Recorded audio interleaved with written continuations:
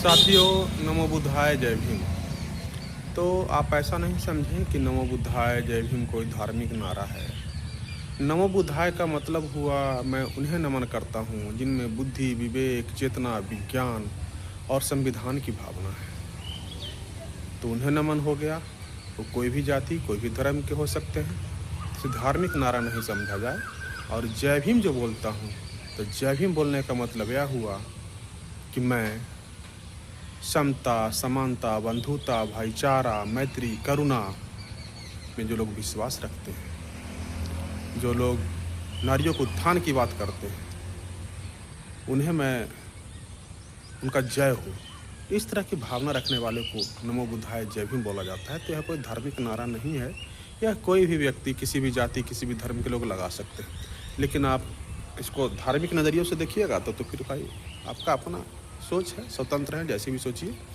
यह तो हो गया नमो बुद्धाय जय भीम का बात। दूसरा मैं बतलाना चाहता हूँ कि अभी देखिएगा भारत में जनगणना का कार्य शुरू हो चुका है। तो आप अगर बाबा साहब को मानने वाले हैं, 14 अक्टूबर 1956 में जो बाबा साहब धम्म क्रांति किए थे, जो सुदर्शन चक्र को घुमाए थे। सुदर्शन चक्र मतलब समझ रहे ना, जो देखने में सुंदर हो। तो देखने में सबसे सुंदर क्या हुआ? वही चक्र है जो धम्म चक्र है, उसी को सुदर्शन मतलब अच्छा है, देखने लायक है, तो उसी को जो घुमाए थे। और जो एक भारत का जो मूल धर्म था, जो रुका हुआ था, जिसे आगे बढ़ाए थे, उसे आप बढ़ाना चाहते हैं। तो जनगणना में जो धार्मिक कॉलम होगा उसमें आप बौद्ध लिखें। और भाषा की बात है तो आप पाली भाषा लिखें। पाली भाषा ही भारत की मातृभाषा है, सबसे प्राचीन भाषा पाली भाषा है।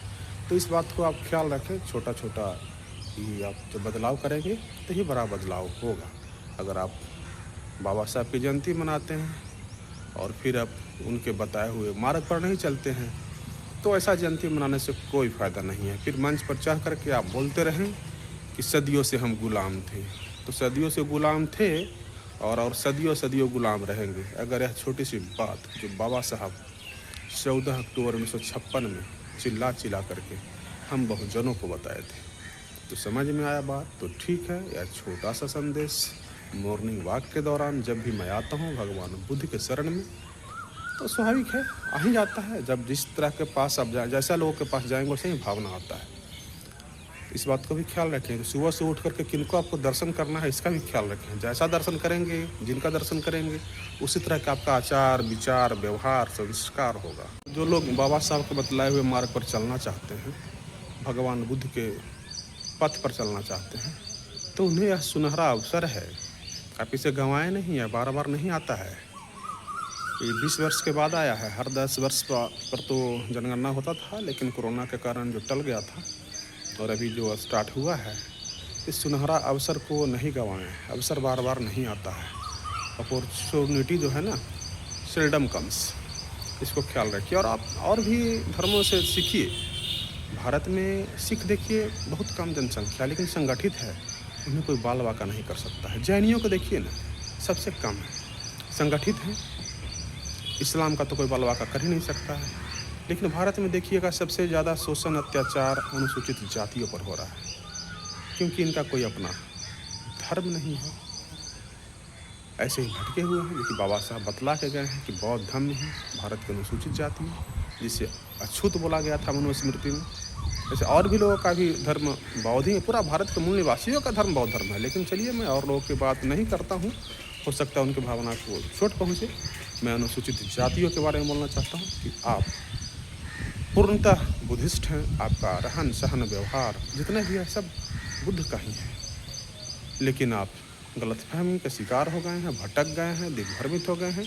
और यही कारण है कि आप पर शोषण, अत्याचार सबसे ज़्यादा होता है। और इसका प्रमाण भी आपको देखने के लिए मिलता है।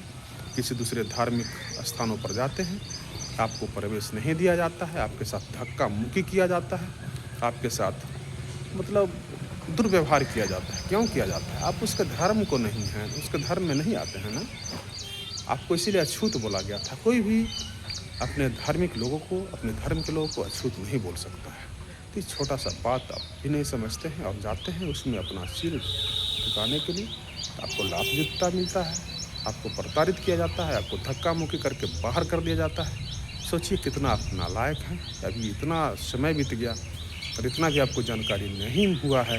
इसका मतलब यह हुआ कि आप बाबा साहब का सिर्फ जय जय जय जय जय भीम करते हैं, उनके किताब को आप नहीं पढ़े हैं। अगर उनकी किताब को पढ़ लेते तो यह समस्या आपके साथ नहीं होती। चलिए, मुझे भी शुरू में ऐसा गलतफ़हमी था, मैं भी अपने आप को वही समझता था, लेकिन जब मैं पढ़ने लगा, बाबा साहब के मार्ग पर पूर्णतः चलने लगा, तो समझ में आ गया कि मैं भारत के मूल निवासी हूँ और मेरा धर्म बौद्ध है। और उसी दिन मैं अपने धर्म को बौद्ध धर्म में परिवर्तित कर दिया, अपने घर वापसी कर दिया। यह सुनहरा अवसर आप गंवाएं नहीं, सदुपयोग करें। चलिए, साधु साधु साधु।